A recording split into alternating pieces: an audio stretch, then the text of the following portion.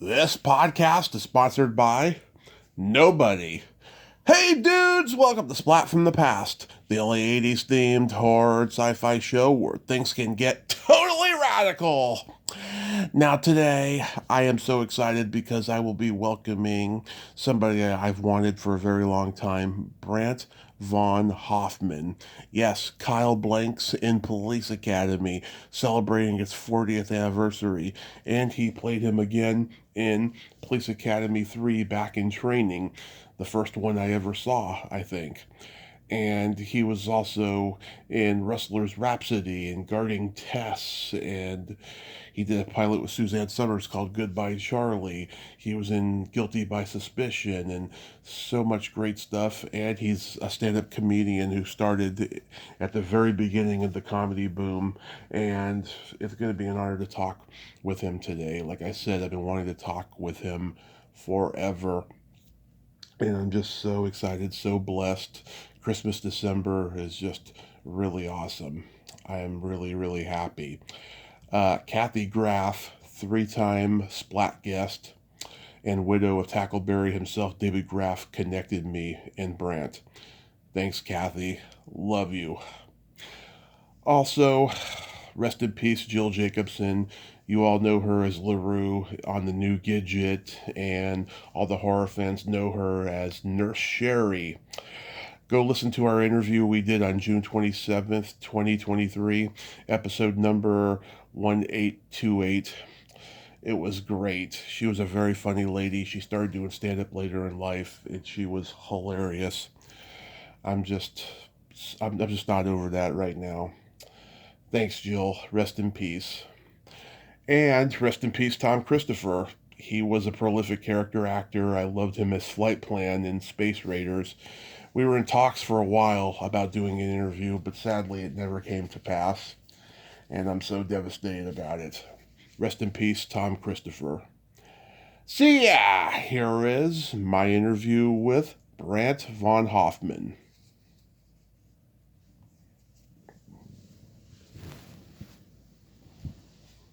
Hey, Brant, welcome to the show. How are you today, sir? I'm doing very well, Tommy. How about yourself? I am spectacular. I cannot tell you what an honor this is. I've been a fan forever, and I thank Kathy so much for connecting us, and I thank you for coming on today. My pleasure. I'm looking forward to it. Awesome. So, going back in time, did you gravitate toward acting and performing early on in your childhood? Oh man, yeah. I can remember that I was always being picked for the lead, still lead roles back when I was like in kindergarten, first grade, second grade, third grade, pretty much all the way up, and it was just something that I liked to do. I mean, the first one I can remember doing was I was the gingerbread man. Yeah. I was in kindergarten. And I just like cracking people up and playing make believe and all that kind of stuff. So yeah, it was very early on. That and stand up. Yeah. So where are you from originally? Well, I was born in Malden, Massachusetts. We lived there for like 2 weeks, then we moved to Chatham Township, New Jersey, where we lived for until I was the third grade. And then we moved to Summit, New Jersey. Then I went to college, and then to New York, and then Los Angeles, and so on and so forth. Yeah. Oh, okay. So where did you attend college? Rollins College in the Winter Park, Florida. Did you study acting there? I did. It was, in fact, my dad and I did a lot of research, and we found out that it had actually two really good theater programs. One that was like in a standard proscenium theater, and then they had another one that was sort of experimental. It was the Fred Stone, and they had a touring program and everything. It was great. I went there for 4 years, graduated, and loved every minute of it. Nice. Any theater you did there that you were proud of? Actually, yeah, a lot of it. We did. I did Godspell down there. I played John the Baptist Judas, and we got standing ovations every single performance, and that was really something that sort of like, I guess that's where I was really developing showing one of my comedic skills because our director, Bill McNulty, wanted us to really sort of like just reach in, find out the stuff you were going to find. And he told me right out of the gate, he said, I want you to be the funny guy. And I was like, okay. And it worked. And I had a blast. It was a lot of fun. Wow, that's not bad for college theater, I'll tell you.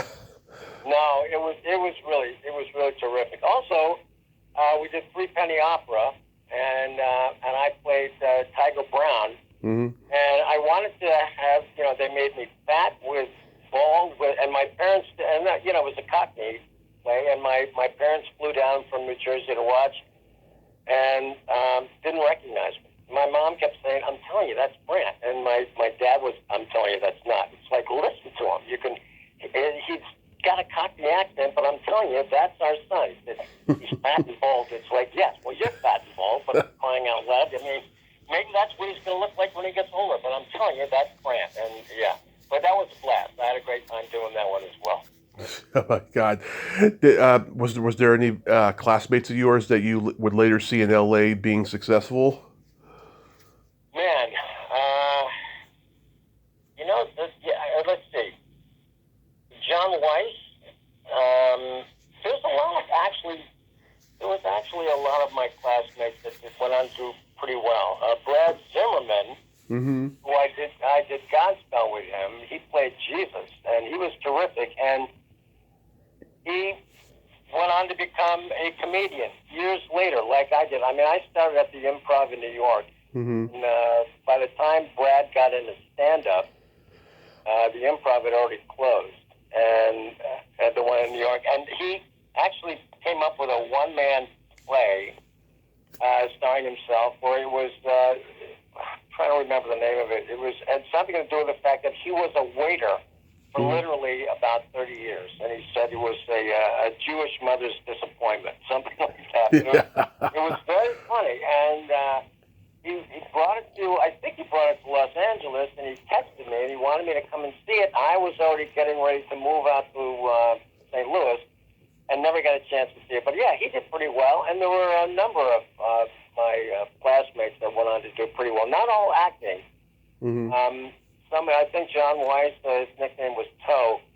He became a casting director, I believe. Same with Bill Shepard. Mm-hmm. And that was basically it. But none that I remember that really got into acting. So how does stand-up come into the picture for you? Stand-up was something I wanted to do actually most. I really just, I don't know, I just really, really liked it. And there was there was a guy named Kenny Block who was, he was in 2 classes below me. And when I got into, when I was at Rollins, they said, there's this young freshman who's coming in who's apparently wants to be a comedian. And everybody knew that I wanted to be one. And Kenny had more balls than anybody I'd ever seen in my life. I mean, Kenny just wouldn't care. He would get up, and if there was a microphone at a ski resort, and he would get up and just grab the mic and just start ripping. And I was like, this is a very impressive guy. Well, he and I became friends. We would get together, and we would try to come up with material. Mm-hmm. And he had already done a high school performance, as I did myself. And he said, we'll meet in New York. And he was from Great Neck. And at that time, I lived in Summit, New Jersey. And so we met in the city. And he got us, he asked our way to the Improv, telling them we were comedians from Florida, and that we would like to do some stand-up. And both of us got on stage at the Improv. Bud Friedman gave us, who was the owner and still at the Improv in New York, gave us each like 10 minutes. And I remember, I will never forget it. It was the first time, there was a whole bunch of people that went on in front of us. Everybody died. Kenny Block died. I killed. And I don't know why, but I did really well. And in the audience were 2 comedians that went on to do The Tonight Show and do very well. One was Bob Shaw and the other was Jay Leno. Oh, yeah. And Leno became sort of my mentor. He was great. He said, I said, kid, you got it. I think you're pretty funny, And he said, so he took me in a cab, Kenny and I, over to Catch a Rising Star on First Avenue. He introduced us to Rick Newman, and I told us, I said, look, these guys just went over to the Improv, and they did well, and I said, I think you're going to like them. And so he got us to audition over there, and that was Leno. I mean, there was a lot of that camaraderie back then that I think is missing now in the world of stand-up that I miss, I have to admit. I know people who talk about how it's more supportive now. That's only because there's a clique, and it's mostly these alpha meathead type of dudes, that Joe Rogan has made popular that have a clique. But it's mostly just very competitive and backstabbing now. Yeah, that's what I understand. And the thing is that's a shame because when I got started, I mean, there was first of all, we had to audition. And I had a regular job in New York, in New Jersey, and I would on Sunday, which was when they had audition night. I came in to the Improv at 10:00 in the morning, and that's when the line would start, and we would basically just stay there until 8:00 at night, where the doors would open, and then we would get to go in. And Judy Orbach, who was again she was such a princess for us. If she thought you had it, she would then start holding numbers for you, so that people like myself, Paul Provenza, Steve Middleman, Mark Schiff, let's see, it was Gilbert Gottfried. Oh yeah! Oh my God! Gilly was he was just insane. Yeah. And Gilbert was and Bob Wall. In fact, Bob and I, he lived in Union, New Jersey, and he and I used to carpool in together. Nice. And and it was really great. But everybody, I mean, we all remained friends. It was great. It was such a camaraderie. What do you think about this? What do you think about that? Here's a joke. Do you think this is funny? Stuff like that. I mean, there was a lot of bouncing off one another, and it was really good. And of course, Jim Fowley and John Schmuck, they were the funny boys. But I love Jonathan. They were just and it was just really interesting. It was really fun. I had to admit, I loved it. Did you know Fred Stoller? Fred Stoller. He and I were actually and John Mendoza. John Mendoza. Yeah, Mendoza. Yeah, Stoller he was unique. I'd never seen anybody like him, and we became friends. In fact, we stay in touch to this day. Nice. I went back to Los Angeles for a friend of mine who was turning 99. Wow. And I went back for his birthday, and I called Judy Orbach and John Schmuck and Mendoza and a bunch of the guys, and Valley and Rick Overton. Yep. And told them I was coming out, and they put a big party together. J.J. Wall was another one, and they put a party together. Oh, and by the way, for anybody who's listening out there, if I forget you, I'm sorry. I'm trying to remember everybody because I love them all, and I was hoping that I was going to get the chance to see him. And I did call Fred, and he was on his way back to, I think, New York. He was going to visit his girlfriend, so he couldn't make it. But, yeah. Did you know Dan Vitale? Say it again? Dan Vitale. Dan Vitale. I didn't know him. He was a New York guy. He was on Saturday Night Live very briefly when Lorne Michaels came back to it, and he was a funny guy. How about Tom Wilson? Tommy Wilson, yes. In fact, Tom Wilson was a great guy, and I'm sure he still is. The thing that was interesting about Tommy is that when they were getting ready to do, after Police Academy 1 was such a hit, and then they were going to do, they did a slew, and they pretty much drove it into the ground, and they were going to do Police Academy 3, and they wanted to put us all together, and I really didn't want to do it. I mean, after you listen, have you done? I'm sorry, Tommy, but I have you. I know you did stand up. Yeah. But did you ever do any acting? Did you ever like movies or anything like that, where you worked with one guy who you just went, this guy is a genius? Um, I don't know. I've been in an extra in a couple things, music videos and stuff. Not necessarily like a total genius as far as acting goes, but like stand up. Yeah, I've seen a lot of geniuses in stand up. Sure. No. I didn't mean like geniuses in terms of like stand up. I mean, I got to work with Hugh Wilson. Yeah. When we did Police Academy, I remember when I got the script, and I went, okay, this is going to be my first movie. The original draft was written by Neil Israel and Pat Proft, and they both went on to have good careers as directors and whatever, and gag guys, and they could write really great gags. And I remember reading the first draft when I was going in for my audition, and I was like, okay, this is going to be okay. Well, the director, believe it or not, at the time was supposed to be Dom DeLuise. Oh, I heard something about that. Yeah. And I remember thinking, oh, Don DeLuise, that's going to be interesting. And anyway, he pulled out because he was asking for too much money. And the producer went down a list of guys that he said, look, would you like it? Would you like it? No. And he came down to a television guy who had never directed a feature film before, and that was Hugh Wilson. Now, Wilson came from WKRP in Cincinnati and MTV. And if you like any of those shows, and I love all of them, I mean, the Mary Tyler Moore show was like just brilliant and all this. And I just figured, okay, this is going to be great. Well, he said to Paul, he said he was offered the job, and he said, I'll direct it if I can rewrite. Well, when I went in and auditioned, and Scott Thompson, who played my partner, Chad Copeland on the show, on the movie, were told that we got hired, and so we said, okay, this is great. Well, anyway, we were flying to Toronto where we were shooting, and I'll never forget it. I was reading the new draft, which I had never seen before, and I'm reading this thing, and I went, I can't believe this. I said, and I was laughing my head off. I was like, this is hilarious. I turned to Scott and said, Scott, if this guy can direct, we're in a hit movie. And when we got to Toronto and we started shooting, some of the scenes that Scott and I were in was some of the first scenes they did. Well, I became good friends with the editor at the time, and we were like drinking buddies. And he said, look, I'm going to have to piece some of these pieces together, some of the scenes together, just so we can get a look at what it's going to look like. And he said, I'll let you come in so you can see, what you think.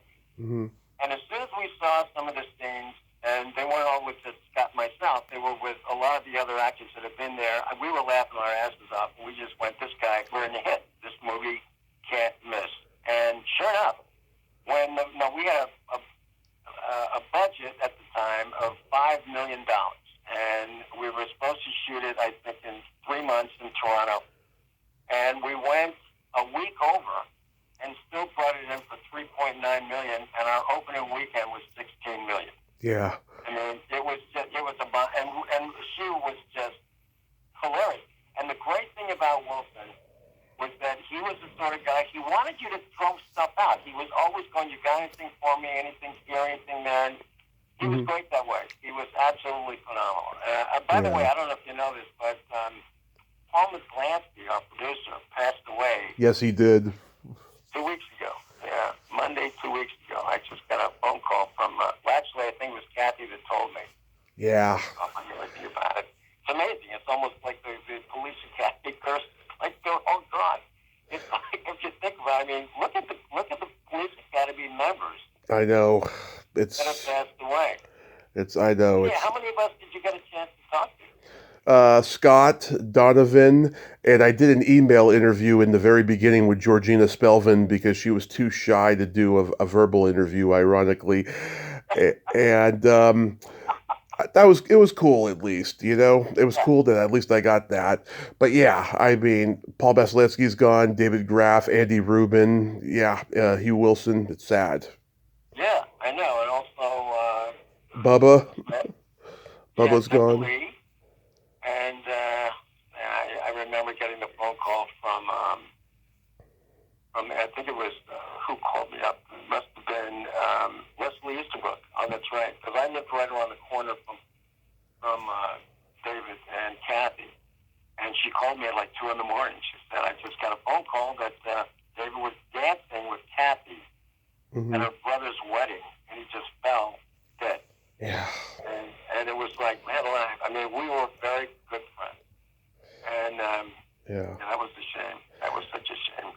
Yeah, I was in talks with Leslie of doing an interview in the beginning, and then she left social media, unfortunately. But yeah, I've been very lucky. And from the third one, I've talked to David Hubbard and Sean Weatherly. Right.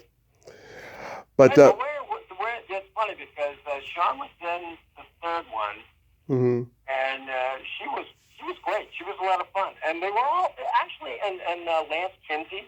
Yeah, Lance Kinsey's good. Lance Kinsey was just hilarious and a very, very good guy. We stayed in touch when I was in Los Angeles, and yeah, it was another really great group of people. It was funny because Hugh Wilson said when we first started shooting the movie, Yeah, he said because things started working out and it was pretty obvious that it was going to be really good. yeah. And his first lead, his idea was Michael Keaton. Oh yeah, Remember? And Michael Keaton had just done that movie with, I yeah. think it was Night Shift. right. Yeah. He said that he didn't want to do another one of those kind of screwball comedies Hmm. at first. And so anyway, we got Steve Gutenberg, and Steve was very charming. He had a great smile. He was terrific. He was great. But let's face it, Michael Keaton is a comic genius. I Oh mean, yeah. he's just hysterical. So a lot of the comedy, it became a gang comedy. And that's all of a sudden, that's why Hugh turned to all of us and he said, look, I want you guys to just come up with stuff, try it out, let's see how it works, and see what we can put together. And the rest is kind of history. And it was terrific. Yeah. Before we go further with Police Academy, I wanted to ask you: did you ever get to audition for Mitzi Shore at the Comedy Store? I did, and that was kind of interesting. I was a comedian for all of 6 weeks when Jim McCauley from The Tonight Show had come in, and I was the one picked. Mm-hmm. My agent, manager at the time, Chris Albrecht, who was also one of the owners of the Improv, Yeah. said, "No, you're not going to want to do it." He said, "I can take you around Los Angeles, and you're going to see all these people who have done the Tonight Show once, and you've never heard of them. And some of them I know, and I know very well." And anyway, my agent at the time, who was Chris, didn't have signed with ICM. He said, "Look, I want you to audition for for Mitzi Shore at the comic strip, and don't worry, I'm going to call her and I'll handle the whole thing." And I said, "Fine." So I went over there. It was a Monday night. She said, "I'm giving you 10 minutes," and I said, "Fine." Well, literally, she said, "You're going to go on this time, whatever." And I said, "Terrific." Right before I went on stage, the MC came over and said, "Oh, Mitzi can't see you right now. She's got to go and see some girl up in the belly room." Mm-hmm. And I said, "Well, I'm going to go on stage. You can tell Mitzi Shore I'll never be back." And I know that I was basically cutting my own throat, but that's what I did. I went on stage, and I did very well, and then I left, and I never went back. Oh. Yeah, I mean, come on. It's like ICM is setting up. It's the biggest agency in the world. And they're like, "We've got this guy came out. Jim McCauley wanted him on the Tonight Show." They had wanted him on the Tonight Show, and he just wanted to go on stage, and we set it all up, and she said she went to the belly room to see somebody else. So yeah, that was it. Wow. I mean, Where have the clubs you worked, Tommy? I'm sorry. Were you in Los Angeles? No. I was in San Francisco for 10 years when I did stand up. And when I started in 2006, all the old guys who had been there since the Holy City Zoo days were still left over. And they still are today. Doug Ferrari, Jeremy Kramer, Will Durst, Larry Bubbles Brown, Al Clethan, Steve Pearl, just all these great comics, and they're still at it. Man, that's a hell of a crew. I've worked with several of them. And Jeremy Kramer. Yeah. Do you remember, was Kevin Rooney up there when you were around? Kevin Rooney, I think he may have been. I don't remember. Okay, well, Kevin Rooney was one of the best political satirists. He was right up there with Bill Maher, Mm-hmm. and he was just brilliant. And wrote a script together, and then he left. He went to San Francisco for a little while, and he loved it up there. And then he came back, and he did well. Well, he's another one that just recently passed away. Mm-hmm. But it was like, there's a whole slew of them up there. But he was the one who introduced me to Jeremy Kramer, and he said, this is a guy that we're going to want to use. And a casting director called me and asked me about it. Said, have I ever seen him act? And I said, I've never seen him do anything but. I mean, if you think about it, Kramer was always on stage. It was like he was hilarious, and I thought he was terrific. Yeah, I mean, God, it was like the mecca for stand-up and improv comedy, San Francisco, back in the day. You know, Robin Williams, of course, the biggest star to ever come out of San Francisco. Yep. Bobcat Goldthwait. He was up there for a while, right? Yeah, because he's from New York. He went to Boston for like a year, then he went to San Francisco, and he actually got discovered for Police Academy 2 while he was in San Francisco. Really? Yeah. Well, I remember when they were doing Police Academy, because that character that he did, remember, it was so funny because I never sit and listen to any of his jokes. Yeah. His jokes were great. I remember Leno, years ago, told them to his face, he said, try to get rid of that character. Yeah. You don't need it. Your stuff is terrific. And I think that character might get in your way. Yeah. Now, he came out here to St. Louis, and he was performing. He was doing one of the funny bones. Yeah. And I heard about it, and somebody called me and said, do you know Bob Goldthwait? And I said, yeah, we worked together. We were friends. He's a great guy. And so I called the funny bone. I said, just tell him that Brant's living in St. Louis now, and I'd like to come and see him at his show. And so I got in, I went to see him, and he was terrific. And he's now doing a straight stand-up where he's doing like his material, but it's now without any of that character, and I think he's doing great. He's a director, I understand. Oh yeah, he does little indie movies, and yeah, I think he's great without the character. But that character, I idolized him as that character when I was a kid. I remember seeing his first HBO special when I was way too young and just loving it. You know, his opening joke, Scott Baio is the Antichrist. I mean, that's so true today. It is, and by the way, one of the jokes I loved because his jokes also were so intelligent of his personality and what he went through. He used to drink a case of what was it? It was Tab. A Diet Coke. Yeah, Tab. No, it was Tab. That's right. Yeah. Drank, and he said, people ask me all the time why I drink a case of Tab a day. Yeah. Because now when a cop pulls me over, I don't tell him to blow me. Yeah. I could just see him. I mean, that is such a tell because he was a terrible drug addict and drinker. He did it all apparently, and oh God, what a fun guy. Yeah. What a fun guy. Yeah. So, oh my God, yeah, like I remember Gutenberg saying in an interview that the first screening he went to at Police Academy, it was a disaster, and his manager said that he was going to put him back on television because it was going to be the biggest bomb of all time. Are you serious? Yeah. Oh, that's hilarious because I have to tell you something, Tommy. The fact is, it was just the opposite. When they used to go and bring in like just a test audience. They would fill up a crowd. They say, okay, it's free, just come in, but you have to fill out a card to let us know what you think of it. And the movie. And Scott Thompson and I, we were told we couldn't go. And so we said, okay, well, we're not going to listen to you. So we put on fake mustaches. Mm-hmm. And we snuck in thinking we were fooling anybody. We didn't fool anybody. And the place went bananas. Yeah. I mean, when who was it? It was Marion Ramsey's character. When she went down and said, freeze, dirtbag, and the whole audience cheered. I was like, oh, this is going to be great. It's going to be great. But yeah, they put Steve back on. It was so funny about Steve because it's like every time he was in a movie, it did great. That he'd get a lead for some film. And then if the movie didn't do well, he'd do television.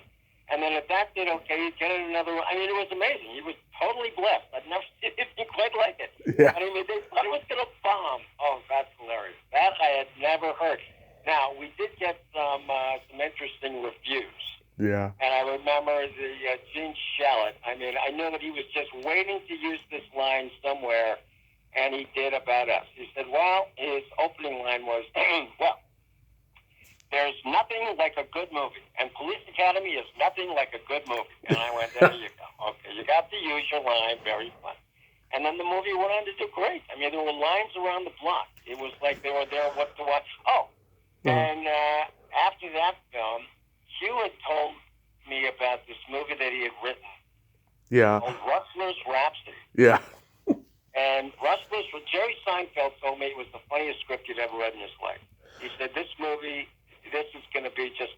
The problem is that it's about a singing cowboy, and the fact is that if you think about it, what kind of... Who's going to go to see a movie about a singing cowboy except for little boys that, you know, grew up with that kind of stuff, that liked it, that are still alive, that want to see that kind of movie?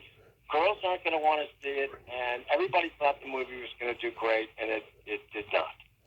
Yeah. And it was, Because the singing cowboy fad had been dead for 40 years by that point. I don't think anybody knew what to make of it, you know? You know what? That's probably true. The fact is, with the bit, I mean, Hugh was always, because he was working out when we were doing Police Academy. Yeah. And his wife, Charters, was densely populated. She was getting ready to launch her first child any minute now. And Hugh would meet with Scott and I over at this bar. We'd sit around, and he'd start running jokes. You know, he'd say, listen, I've got this movie, and he told us about it.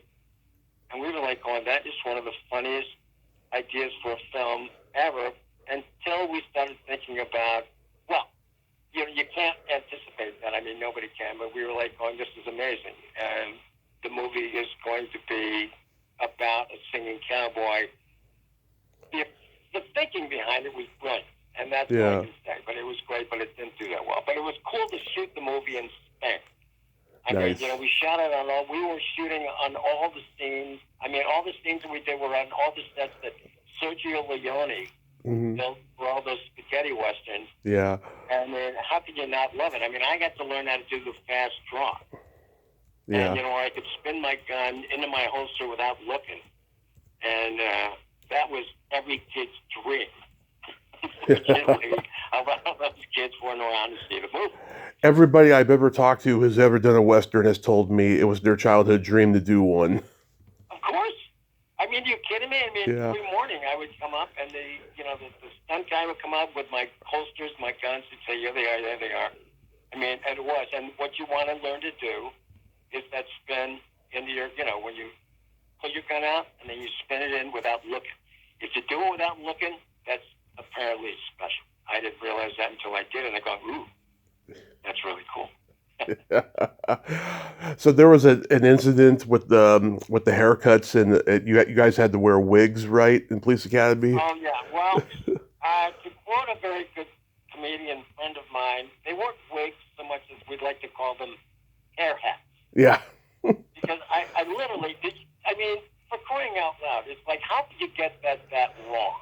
Mm-hmm. I mean, the reason they messed it up was because the scheduling was screwed up. They showed us show up, you know, with hair, and then they have us do the haircut scene, and then they show us meeting with the commandant, and it's like going, no, it can't be done like that.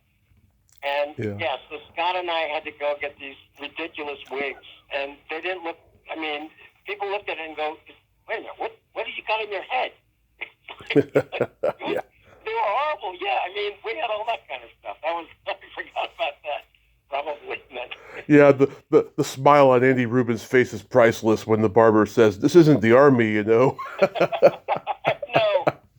know. It was funny because of all of us, it was kind of interesting because Andy was offered a show right after it. He was offered like this sitcom. Yeah. And he did it, and then all of a sudden he disappeared, and none of us did. I never saw him again. He did a sitcom with Peter Boyle where they're both cops, and I remember probably about a good 10 years before this, he was on an episode of The Jeffersons, and it got very dramatic in the last 5 minutes, and he was so good in that last 5 minutes being dramatic and just pouring his heart out to this girl and just being tough at the same time. It was just wonderful. I actually went back and watched it recently. You know, it's funny that you bring that up because I remember I saw that myself. That's where he played the half white or half black. Yeah. He was the one, and his sister, who was was on the Jeff. They were the Tom and what's her name of the Jeffersons, correct? They were the family that was like he was white and she was black, and then they had 2 kids. Right. Andy Rubin, and he came out looking, Caucasian. Mm-hmm. She was clearly black, and she said, "Why did you have to be the lucky one?" Yeah, it was that one exactly. Yeah, I remember that. It was wow. That's yeah, because that was the first time I'd ever seen him, and I remember feeling the same way, just going, "Wow, this is interesting." And I knew it was him as soon as I met him. As soon as he got to Toronto, I went, "Okay, you're the guy from the Jeffersons." And it was very nice guy, wonderful actor, and he just. I heard he got into a cult or something. I mean, do you know what happened to him? No, but if it's a cult, maybe it's Scientology. Who knows? Yeah, that seems to be the thing that everybody's jumping into now, and I still can't believe it. I still can't believe it either. But that's a whole other conversation. Didn't he make a bet? I mean, Ron Hubbard, didn't he bet someone that he could create a religion? Yeah, he did. I'll be damned if he did. I mean, it's like, for crying out loud. It's like, yeah, he did. Unbelievable. It's creepy. The infamous gay bar scene to this day cracks me up every time I watch it. Oh my God, I am just in hysterics. I hear now, about how, you couldn't do that scene, these days because it's homophobic. I don't think it's homophobic at all. I think it's just, it's just like. It's just like you guys are there. It's like you landed on another planet. I mean, there's no slurs, there's no AIDS jokes or anything. You're just like I gotta get out of here. This is not my thing, kind of a deal, That's exactly right. And thank you for saying that, because that was the first time where Scotty and I were allowed to just sort of like come up with stuff. We said to Hugh, we said, "Listen, we have an idea." He said, "First of all, we want to have our backs to it, so when we're dancing slowly." Mm-hmm. And then when we turn, you see that I'm scared out of my mind, and my eyes are just, and then Scott's sound asleep. Yeah. And he even came up with that thing with his lip, where and he's got the guy's hat on. No, it was great. Now the thing is, did Scott tell you the story about the giant guy that when he was trying to establish? He probably did. Yeah. About the this reminds me of a barbecue. Oh, yeah. Yeah, I remember that. Stop, why did you have to tell that? That's one of my favorite stories ever. I mean, that was like so funny. Yeah, because these guys, to be honest with you, in New York they were called rough trade bars. And if rough you trade. went in there, you'd come in there and you'd say that you've got about 3 minutes to live. Yeah. Or some of these guys are going to kill you, and it's like, no, they'd rather kiss you. And the fact is that it was hilarious because most of them were gigantic. Yeah. And they were these really big gay guys, and they were very nice, and they were and it was a very, very funny scene. Yeah. God. Yeah. Mm-hmm. Let you know that it was funny because I had torn my ACL doing one of my own stunts, and that was an act of being stupid. Mm-hmm. And so she wanted me to always limp if I was running. And when we ended up the end, I don't know if you noticed or not, but the end for Scott and myself was supposed to be, we were at the end of the film, we were supposed to end up being like meter maids.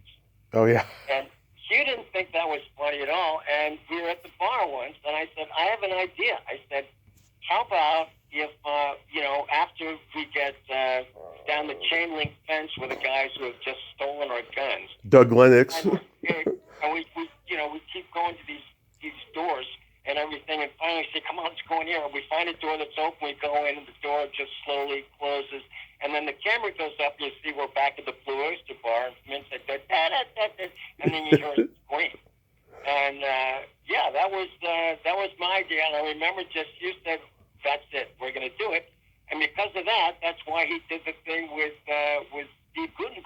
again, where he with the prostitute who was giving his speech. Yeah. And that was all based on this. It was one thing right after another. It was great. Wow. Yeah, I also love you and Scott looking at the smashed car, and it's like, Mahoney. It's got to be Mahoney. Gotta be Mahoney. I love that. Bubba. And that's another thing, man. Bubba was, he was probably the strongest man I've ever met in my life. Yeah. He was, when I tore my ACL, it was during the obstacle course thing. And I was really good at climbing and, climb myself over. Well, we did it again and again and again. It was great.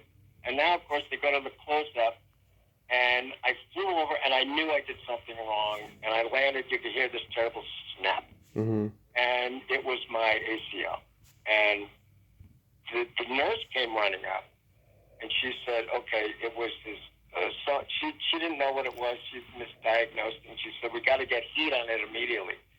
Bubba came pushing through the crowd, and he's an ex-NFL player and one of the best, and he came through, and he said, there was his ACL. I heard it snap over there. We got to get ice on it right away. And he reached down and with one hand picked me up, threw me over his shoulder, and dragged me up. I felt like a ventriloquist dummy. Mm-hmm. And he said, you got to get ice on this thing. And he's the one who diagnosed it right on the money. And, yeah, it was great. Wow. Yeah, and then, of course, the lunch tray. Yeah,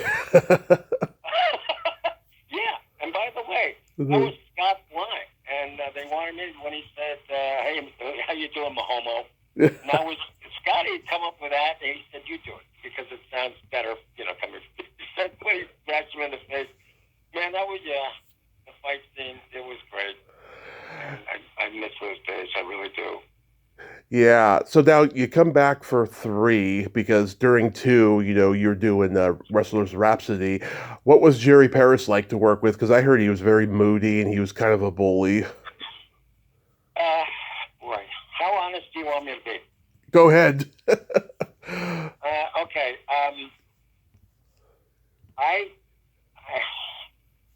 I had a problem with it. I heard them. Mm-hmm. Tommy, you got me into okay. Here it goes. I don't like speaking ill of the dead. They both passed away. In fact, I think Jerry died the night of the screening. Yes. I don't know if you ever saw the whole thing. He had a brain. I think it was an aneurysm. Yeah, it was like a tumor or something. Yeah. Something like that. And yeah, he and Paul had their way of thinking about comedy, and I had the funny way of thinking about comedy. Let me leave it kind of there, but I didn't get along particularly well with either one of them. Yeah. They were. I mean, at the time when we were working, it was fine, but it was pretty obvious who the guy was who was going to be leading the horse, and that was Hugh Wilson when we did the first one.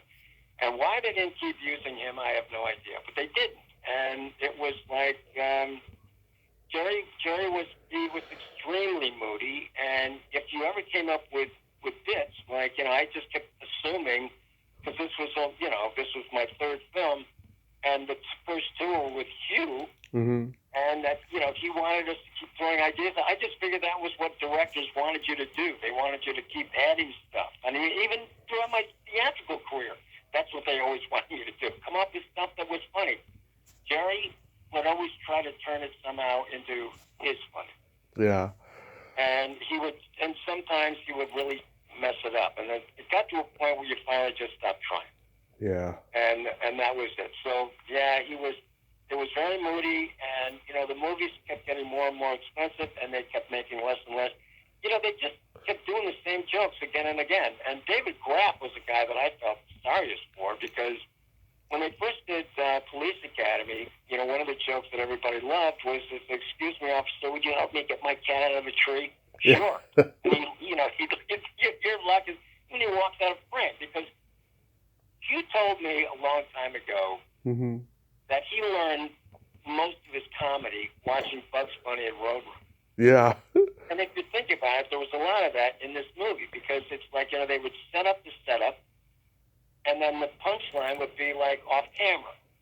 Well, that wasn't the way it was done when Hugh was out of the picture, because all of a sudden you see, and Paul kept, this was one of the things he used to really just get the spur on. I mean, it just drove me bananas.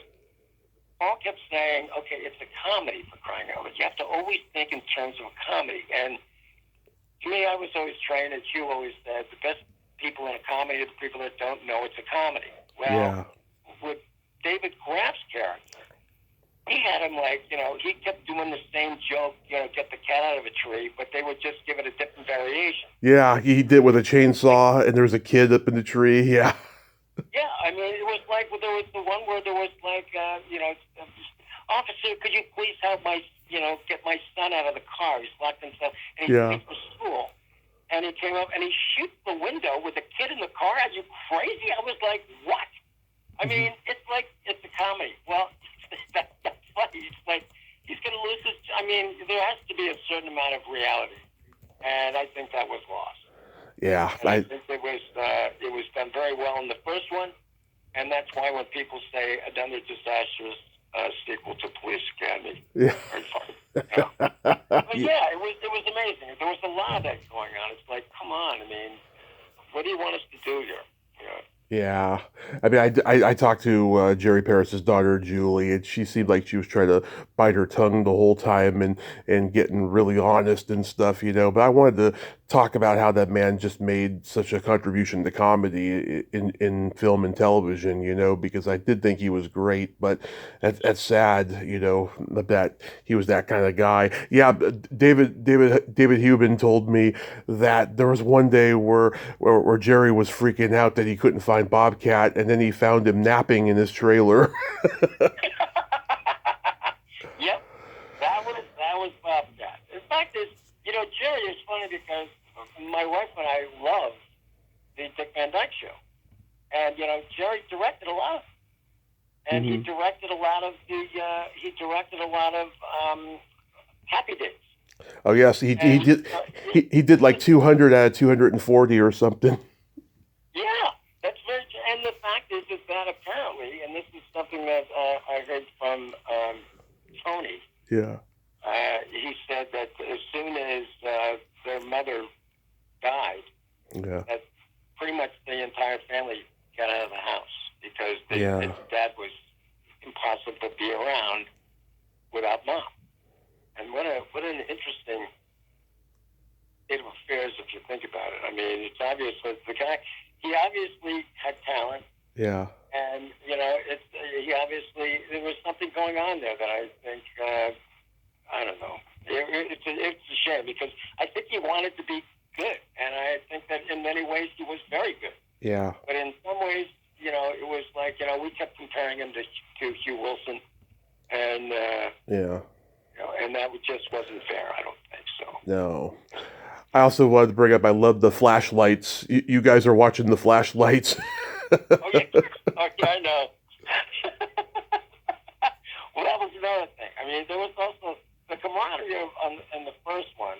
Mm-hmm. Really funny because when they were doing the shower scene, yeah, we all let's see, Bubba, me, David, a whole slew of us.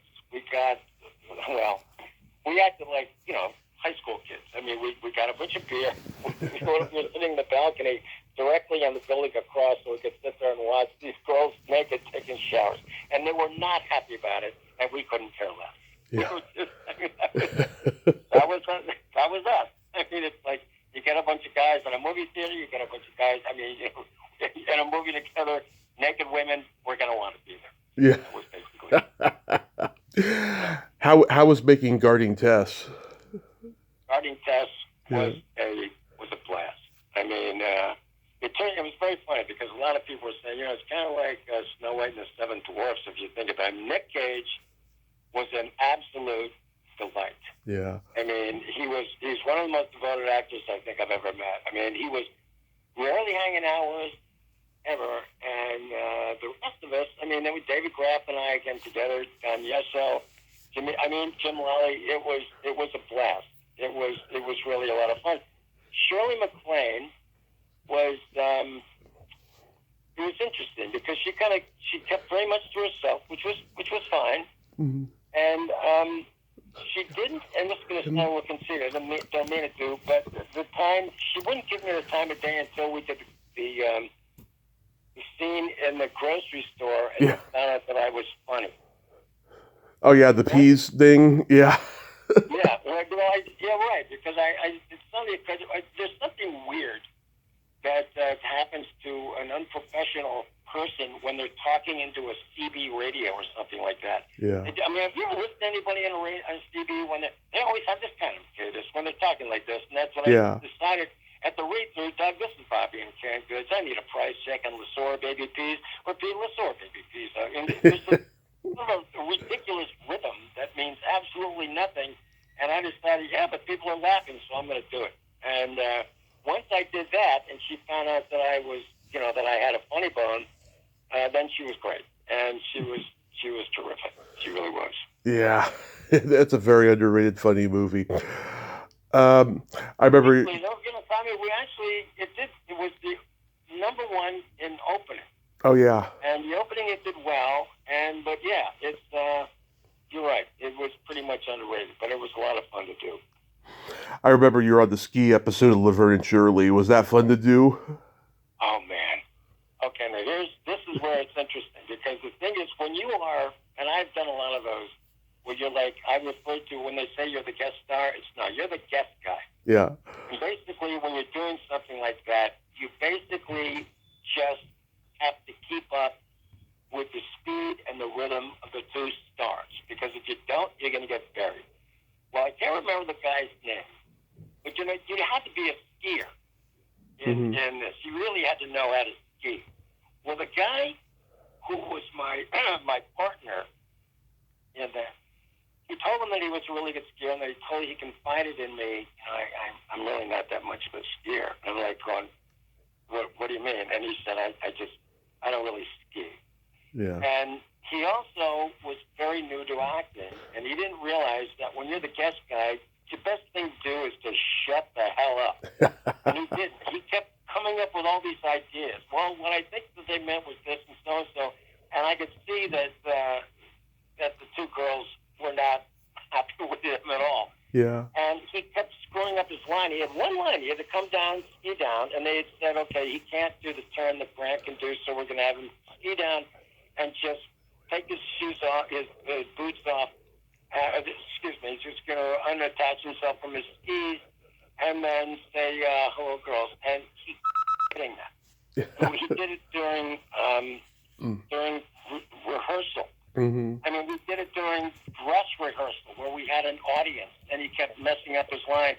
And Shirley kept saying, okay, let's just give his lines to Brant. And I was like, we can't. He has to say something. And that was pretty much all I said.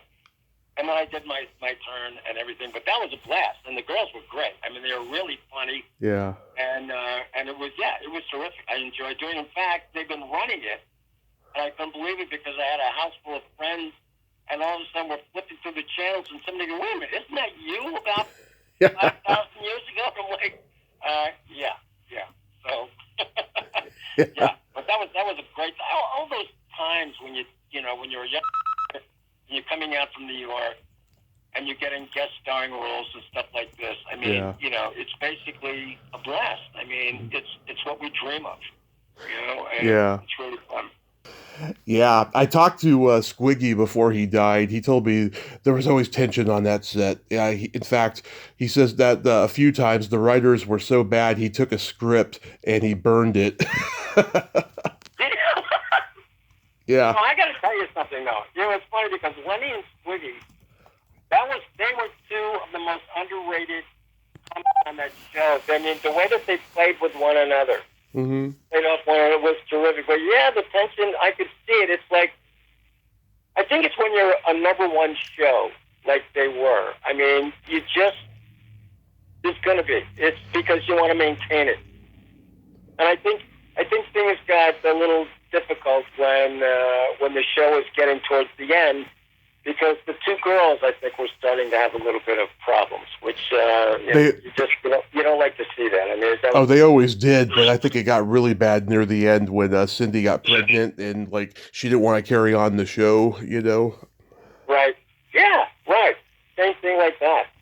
I mean, I remember that Ron Howard was getting ready to leave, and actually that was the show that I did, Laverne and Shirley, when I was up to replace Ron Howard. Really? Yeah, and I remember I went in to, it came down to Ted McGinley and myself. Wow. And I also came down to Ted McGinley and myself for this other show that was called 240 Robert. Oh, yeah. It's Mark Harmon. Yeah. And I remember that when we went in, and our director, Rick Rosner, who was the creator of that and Chips, went up to him and he said, listen, we need an actor for this. We're looking for Brant. And I actually wanted to do Laverne and Shirley. I mean, I just came out from New York. I was newly married. I just wanted a steady gig, and I knew that this was going to last for several more years, and it was everybody's dream. Mm-hmm. And I came up with a funny entrance. And I knew that and for an actor, especially an actor-comedian, as soon as you get your first laugh, you're relaxing, and you're going to have the time of your life. And so, anyway, they had me come into Paramount. It was me and Ted. Ted went in first, and I got to sit with my ear next to the door, and I listened. And there were no laughs, and the place was packed. There's all the people from Paramount and from ABC, and I'm sitting there listening, and I picked up the phone. I said, I'm going to bury this guy. And my agent said, you got to be careful, because you're going to be reading with Henry Winkler, and he's got, and you go, no, he was all dressed up like Fonzie, and I did my funny entrance, and it worked great. And the place went, they exploded into laughter, and I was totally relaxed. We continued with the scene, and literally halfway through it, Henry stopped and said, he just was cracking up. He said, I've seen enough. He said, this is going to be great. It's going to be terrific to work with you. And he shook my hand. I went out of there feeling like $1 million. I got in my car, and I drove over to ICM, went up there, and there's Chris Albrecht and all the agents. And they looked sober. I mean, I was like, I was great. And they said, we know. We just got a call from Bobby Hoffman and Gary Marshall. They said, Henry doesn't want to work with a funny guy.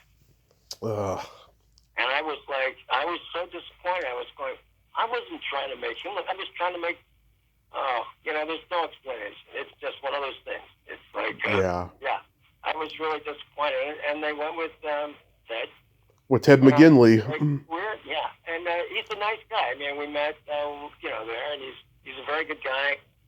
And I was like, going, damn it. Because that would have been, 8 or 9 more years. That would have been steadily employed. It would have been great. You did a pilot with Suzanne Summers called Goodbye, Charlie. I watched it on YouTube the other night. Oh, no. You did? Yeah. And you called me anyway? Yeah. It was... I'll tell you something, Tommy, because when we did it, and read it, I knew the movie. I mean, Goodbye, Charlie, with Tony Curtis, and I was like, okay, what are they going to do once she figures out that she's a woman? I was trying to figure out how this is going to continue, and it didn't make much sense, but I wanted a gig, and, so I got hired. Yeah, gosh, I don't know why, but my skin started to crawl. Please tell me you didn't see The Further Adventures of Tennessee Buck. I couldn't even find that on YouTube, but there was like a trailer, but that was about it.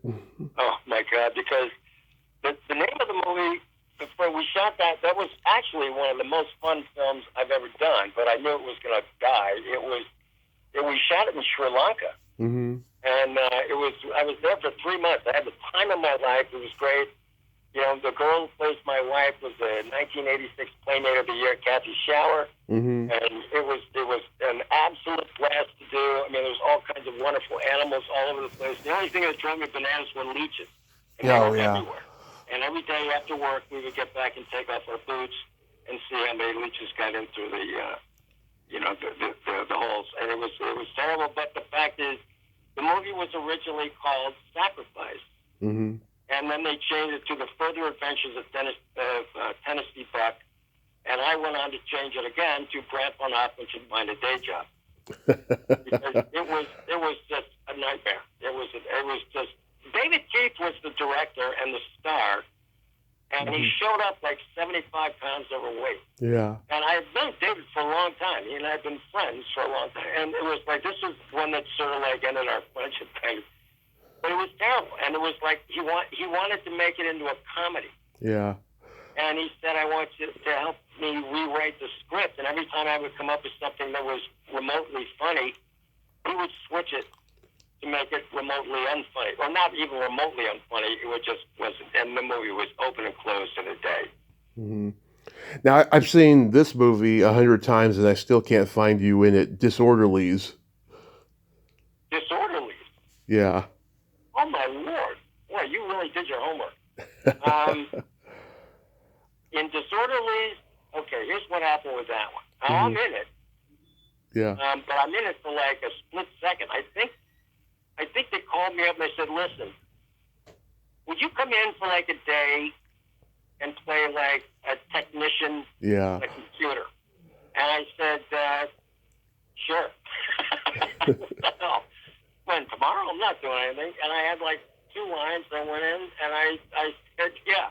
I said, you really, no kidding. I'm out of it. I thought I was in it. Because I remember who was the actor from a soap? Oh, Tony Geary. Yeah, Anthony Geary. That's right. I think Anthony Geary. I think that didn't I say, yeah, you want to do this, that, and the other thing? So I'm not in it. I personally haven't seen you. Like, okay, there's like, there's like 3 white orderlies at one point, and then there's, let's see, if there's a technician. I haven't like noticed or anything. I don't know. I mean, did you look the same? Did you like wear a hat or anything? I think I might have worn a hat. Mm-hmm.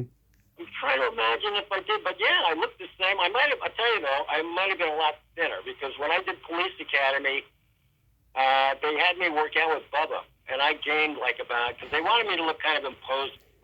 And the funny thing is that whenever anybody sees my picture from that, they thought that I was like about 6'2" and about 200 pounds. And when I got back into town after Police Academy, because I lifted weights every Monday, Wednesday, and Friday with Bubba, and I put on like about 25, 30 pounds. I was up there, and I kept getting these calls for these roles as a football player. Yeah. And as soon as I would go in, they'd say, oh, we wanted the bigger guy. And I said, believe it or not, I am the bigger guy. And by that time, I had lost enough. Because my normal weight in film was about 165, 170. And in Police Academy, it was substantially larger. Yeah, God, yeah. Next time I watch it, I will definitely I'll keep my eyes glued to the screen because. Yeah, do me a favor. Don't sneeze or have to go to the bathroom or something because you'll miss me. It's like about 2 seconds. I can't even remember. Actually, what else did I do that was like I got cut? Oh yeah, I had a scene with Robert De Niro. Guilty by Suspicion? And Guilty by Suspicion. And I remember when I read it over, that I was seeing it go, wait a minute. Okay, basically the movie is about what happens to me in like the first 5 minutes. I said, I'm the guy that everything happens to. The whole movie's about what happens to De Niro. And it already happened to me. So I said, why are you going to want to show this twice? And so I got cut out. Wow. But I had a great time doing it. I mean, it was De Niro. We did it. It's so funny because, man, he's amazing. I mean, he gave me, I think about, we did this scene. Erwin Winkler was the director. Yeah. And he gave me about 15 or 20 different line readings every single take. I mean, he's pretty impressive. Yeah. It was pretty amazing. Yeah, but again, another one I got cut out. Wow. How about martial law? Martial law. Okay, martial law. That was with Chad McQueen and Cynthia Rothrock, who I've interviewed. Yes, Cynthia was. Wait a minute, Cynthia was in that? Yeah, Cynthia Rothrock.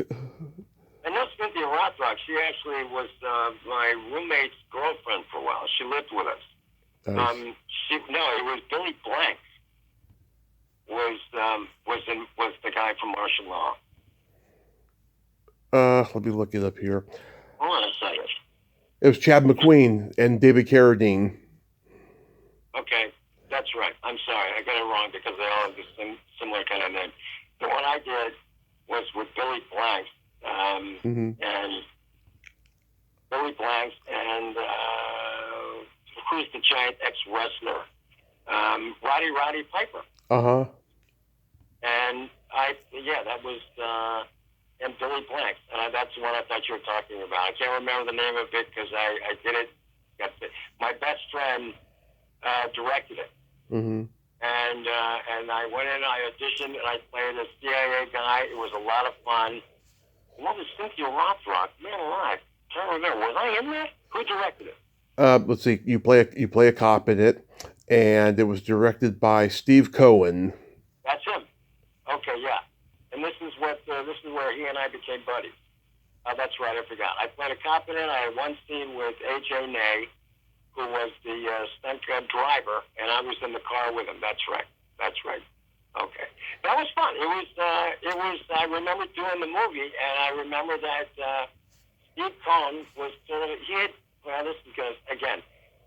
Steve used to hang out at the Improv where I performed. We weren't particularly friends back then. In fact, he thought I was just another pretty boy. And it wasn't until we did that scene, because I did it on the first take, that he pulled me aside and he said, I was wrong. You're funny. He said, I'm sorry. It was great. And we've been friends ever since. Nice. Yeah.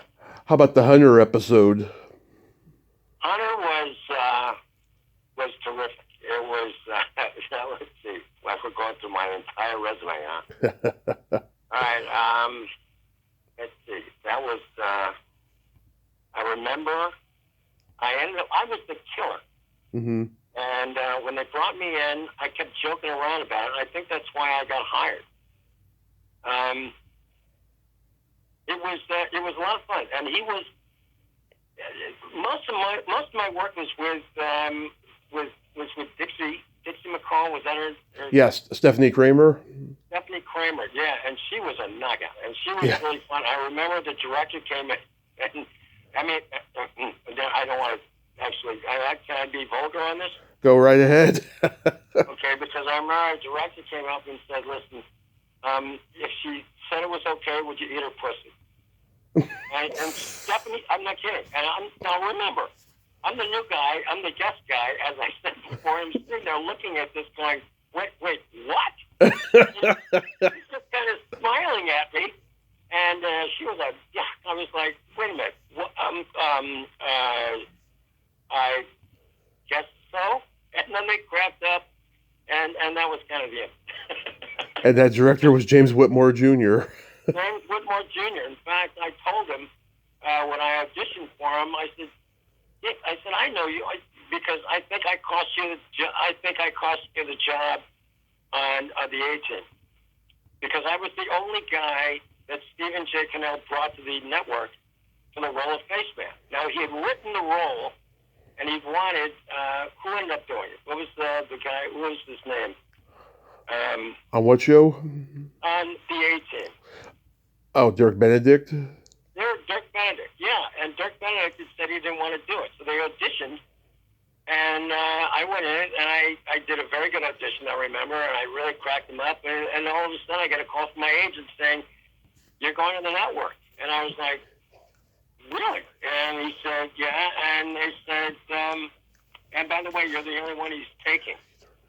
And I was like, "Wow." With Jim Whitmore Jr., was the one who was also going to be the only guy that was going in to play the role of the pilot, what's his name? The guy who was a lunatic. Oh, Mr. T? No, not Mr. T. Oh, I'm sorry.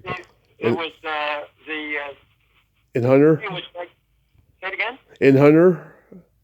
Yeah. No, in the A-Team. Oh, George Papard? Nope. The guy who played the helicopter pilot, who was like nuts. Oh, God, what's his name? I know. Well, anyway, James Whitmore was there and was supposed to, and he was also the only one that they brought to the network. And they came up and they asked me, they said, would you audition with him? This is after my audition was over. And I said, I don't know his line. And they said, well, just wing it. And I was like, I'm going to screw him up. And I screwed him up. And apparently I screwed him up so bad that I screwed myself as well, because neither one of us got the part. Are you talking about Dwight Schultz? Dwight Schultz, that's right. He was the one who played, That's who it was. Yeah. So what do you got going on these days? These days I'm living a fantastic life with my wife and my 2 dachshunds, and I'm retired. Mm-hmm. Retired for a while. My wife and I moved out here about 12 years ago. We bought a nice house in St. Louis, and I've got a lot of friends out here. I'm retired, and I found out that apparently, according to my wife was also retired. She was in the medical field for like 40 years. Nice. And apparently she went and she got she got another job. Mm-hmm. And she got another job so she could get away from me, because apparently I'm an acquired taste. Yeah. Aren't we all? Yeah, apparently so. And I was like, you're what? And she said, if I'm around you 24/7, I'll either kill you or everyone else. And so that was basically it. Yeah, so that's basically, I mean, they've had a couple of suggestions where they wanted me to get on radio, and because I know a lot about sports, and a friend of mine, Dan Chopin, who's, do you know that name? He's a comedian. He was in Los Angeles for a number of years. He actually worked with me, Rich Scheidner, and himself at the San Diego Improv. What's his name? What's his name? Dan Chopin. It's Chopin. Chopin. No, doesn't sound familiar. Okay. Well, it was like he was the next generation that came up, but he was part of the initial comedy boom. That I guess started officially, I guess, in 81? Yeah. When did you get started? I started in 06. Oh, you did. Now, in 06, was it, did they have a lot of comedy clubs that were still open that you could, like, I mean, besides the obvious, like the store and the improv and, Well, it's in San Francisco. It was, the Punchline, Cobb's, San Jose Improv, Rooster Teeth Feathers, and Sunnyvale. That was about it, And when I started, it was like the end of the first wave of like the alternative scene, and comedy was in a weird place because the 2 biggest comedians in the world were also the most hated comedians in the world, Carlos Mencia and Dane Cook. Oh my Lord! Yeah. You know what? Holy cow! Boy, did you bring up that? Yeah, I remember Carlos Mencia because of the whole thing that rip. Yeah. That he had with who was it with? It was he had beefs with George Lopez and God, so many comedians. Who's the comic it's amazing because he's a good pool player and he does that podcast right now. Oh yeah, Joe Rogan. Yeah, Joe Rogan. In fact, I think Joe Rogan lost his agency. Wasn't he also at ICM, and I think he lost his agency. Oh yeah, he lost everything after that feud, but then the podcast really brought him back in a huge way. Yeah, I could not believe it because Mencia would do. Yeah, and Dane Cook. Wow, I mean, if you think about it, I mean that was a very smart guy. Yeah. Because he basically became a star on the computer. Yeah. And I was like, this is. I've never even heard the guy. I'd never even heard of him. And all of a sudden, I find out that he's now going to be hosting Saturday Night Live, and I'm like, I don't even know this guy. I know. And then I started watching him. Now, is he still around? He is, but like he keeps low key now. I mean, I know that I think his brother tried to steal everything from him after their parents died, and like after the whole he had some feuds with some comics, and they said that he stole some jokes or whatever. And so since then, he's just been low key. He goes on people's podcasts and he tells the story verbatim a million times now. Yeah.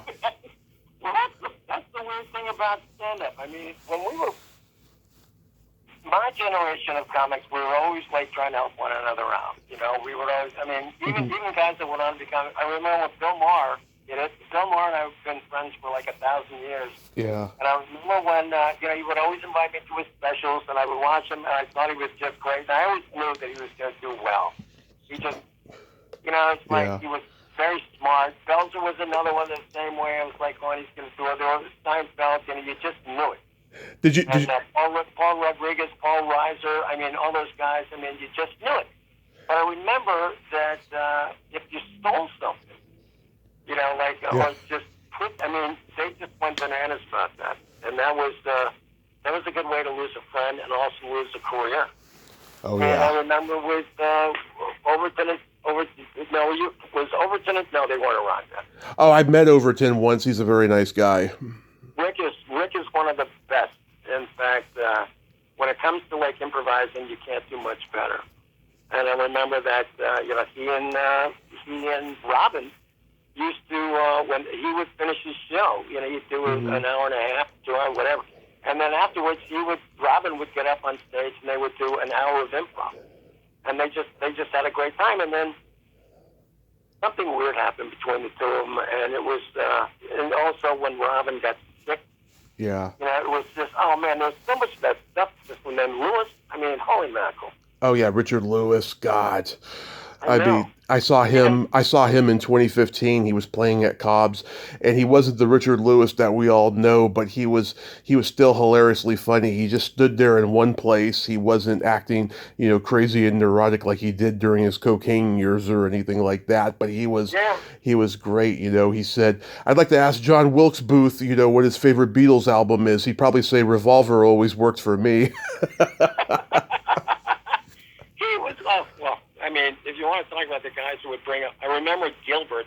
Yeah. When Gilbert was on stage and he opened with a joke, he's doing that character that he does where his eyes are. Yeah. He goes, the other day I'm walking down the street in New York and I ran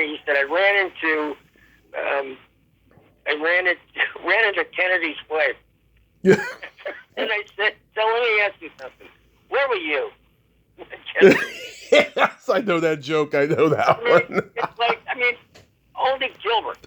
Yeah. Gilbert was the only guy I know that could get away with it. And, it's so funny because depending upon the way you come across, that's the kind of material that the audience is going to let you get away with. Who was it? It wasn't Mendoza. It was, oh gosh. Because we have so many friends that are getting sick now. Dom Herrera. I love Dom Herrera. Oh my God, his ex-wife Lisa. I've had her on here twice. Oh, really? Oh, yeah. They're both great, and they're both two of my favorite people. And I still talk to Dom, and I love him to death. And I remember he called me up once. Yeah. Now, he and I used to shoot a lot of pool together. Yeah. And we got in the league, and he's just a great guy. Well, he used to try some material, and he goes, "Let me ask you this." He said, "Do you think I could get away with this?" He said, "You know that when the Olympic athletes, get tested, to find out if they're taking steroids or something that can make them stronger and faster." He said, "You think they do the same sort of thing for Special Olympics?" He said, "Let me ask you." He said, "What if they find out that someone isn't really retarded but just really stupid?" Yeah. I was pissed myself. I was like, this is just. So I said, "Of course you can get away with it." Well, I spoke to him for the first time because I had lost his number. And I think it was Fred Stoller gave it to me a couple of weeks ago, and I called him up and I reminded him about that. And he said, "Oh, yeah, I forgot that joke." And I said, "Did you ever do it?" And he goes, "Nah, probably not." It's but that's typical Dom. Oh, my God. Yeah, Dom is one of the best. I just love that guy. Did you know Kinnison or Dice? I knew. Okay.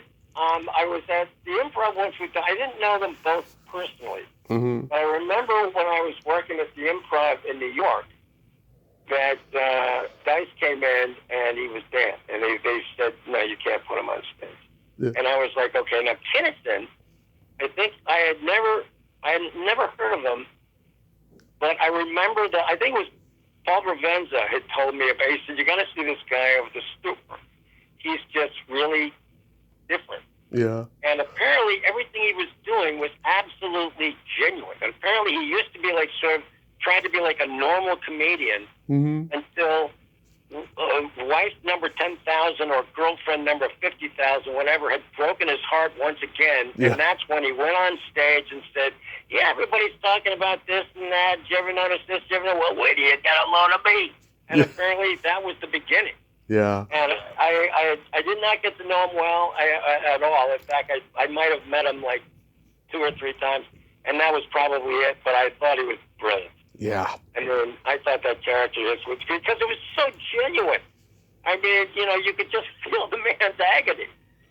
Yeah, the first time I saw him, I mean, I was changed, and I was barely just 2 years old at the time when he was on Rodney's first young comedian special, and I just freaking loved him. And I'll say he was probably the first comedian of my dad and my uncle's generation that they could relate to, because they you know, they'd seen all these other comedians before him, right? But then, because they're like in the same age group, I mean, they could relate to this guy. All those jokes he's making about Vietnam and pop culture and everything, they just loved him. Yeah. Oh, no, I'm sorry, I didn't mean to interrupt. I was just agreeing with you. I can imagine. I mean, everything he was talking about, I was going, this guy is just amazing. I mean, I've never seen a guy who could I mean, the fact that he could also keep it together with his voice, because he's got to lose it eventually. I mean, he's just throwing out such unbelievable angst, and it's also real. I mean, yeah, and what a shame, and how incredibly ironic, you know, that he gets killed by a... Yeah. I talked to his best friend Carl LeBeau before he passed away, and, you know... LeBeau died? Yeah. Oh, no. Not another one. How did he die? He died of cancer, I think, about 2.5 years ago, something like that. No kidding. Yeah, he was living in Vegas. Him and Alan Steven and Steve Pearl, they were all doing shows together. Oh, man. Because I worked with CD once, and I just thought it was hilarious. I mean, he got up there, and he just was slamming him, and he was just doing great on the crowd. He was just doing absolutely amazing. Then when he was finished, because it was an audition, he took the mic and just slammed, and that was it. It was like drop kicking the ball. Yeah. And he was hilarious. And I ran into him after Sam got killed, and I was like, this is just awful. I mean, this is just the world of comedy is losing. Oh man, CD died. Oh God. Yeah. I mean, you know, he was another one of those guys who started out wanted to be an actor, and he just fell into stand up. You know, he met Sam at the open mic one night. Him and Bill Hicks, all 3 of them, they were all there that night, the very first night, and you know, it went from there and stuff. And yeah, Carl had a really hard, interesting life, but he was a great guy. He was a great guy. I thought he was hilarious and very, very funny. And I remember that he was like, he and Sam worked together like all the time. I mean, he was his opening act, wasn't he? I mean, isn't that basically where you toured with him? Mm-hmm. Yeah. There were so many great... The thing is, it's amazing because in my generation, now I was the first one. I got cancer 3 times. And the first time was when I was I had just passed auditions at the Improv in New York. Mm. I found out that I had testicular cancer. Oh. And the thing about it was, and apparently, it was like practically epidemic. I mean, I survived it, and the thing is that but Belzer had it. Yeah. And he had testicular, Mac Dryden from Mac and Jamie. Yep. There was literally 5 of us. That I think that I made a joke once. I said, you know, Bud Friedman was to take a picture of all the comedians, say, okay, everybody with 2 balls on the left, everybody with 1 ball on the right, and we'd go right down the middle. I mean, it was Max Alexander was another one who also had it. I mean, and he's also gone now. Yeah, wow, this is just really, it's really terrible. It's like, yeah. He died of cancer. Oh, what a shame. What a delightful man. Now, did you ever work in Vegas? Did you ever work with our... No, I never went on the road. I was strictly in the Bay Area, you know, playing wherever I could. I never really got past the open mic stage because my style was so old-fashioned, and there was a lot of bullshit in politics with me and everything. And so just, you know, I just did what I could, and then I just, you know, moved after a while and went to 2 different places that don't really have comedy scenes, you know, and it's okay because I got the podcast. Right. Yeah, and this tell you that I went to a couple of the comedy clubs out here, Mm-hmm. and I worked the Funny Bone, and it's incredible when it first started. When the boom started, Yeah. the very first comedian that I became friends, that it got started doing some stand up, and he got involved, and he was going to school in Arizona, and he said that the first show that he ever saw, he said Dennis Miller was the opener, Bill Maher was the middle, Wow. and Jerry Seinfeld was the headliner. Wow.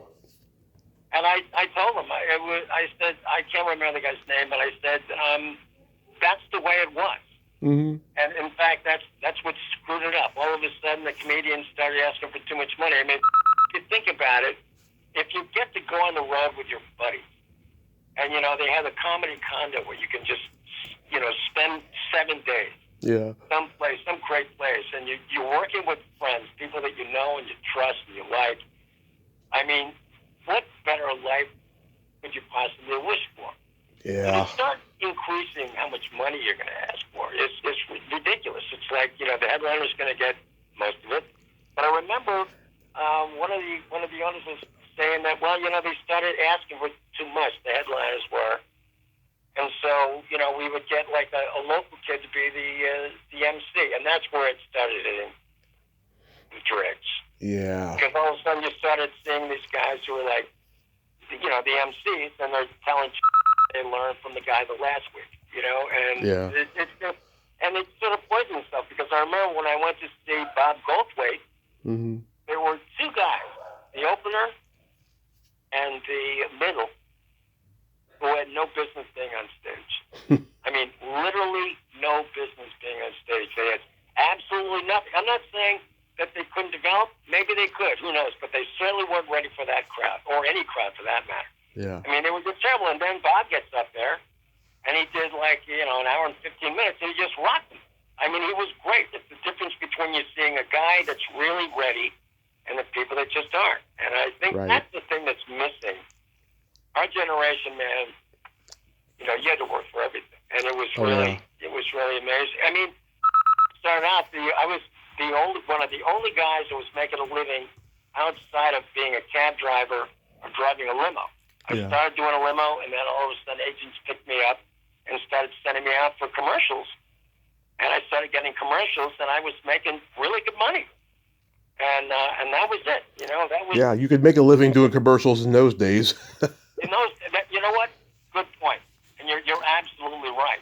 And if you had something that ran during the soap operas, because they were huge back then, Mm-hmm. you would make a fortune. And it was, I did the Listerman commercial, and they kept my commercial on for 4 years. Mm-hmm. And I made about literally, and we're talking about like 1979, I made like $40,000 a year off of that commercial for 4 years. Mm-hmm.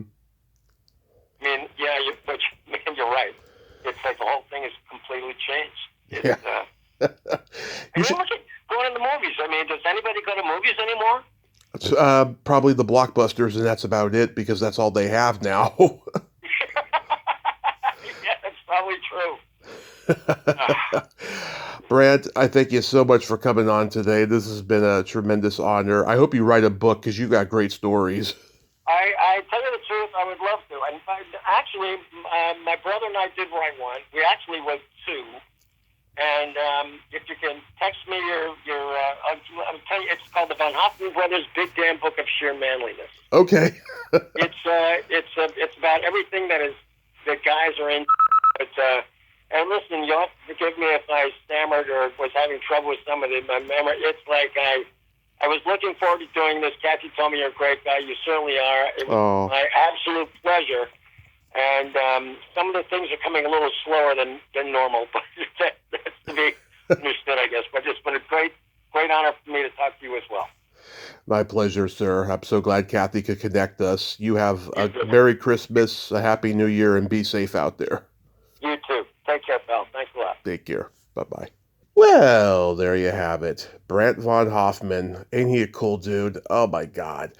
God, he's part of comedy history and part of that comedy boom in the late 70s to the mid to late 80s. I mean, it was great talking with him, and he knew all the guys that I knew.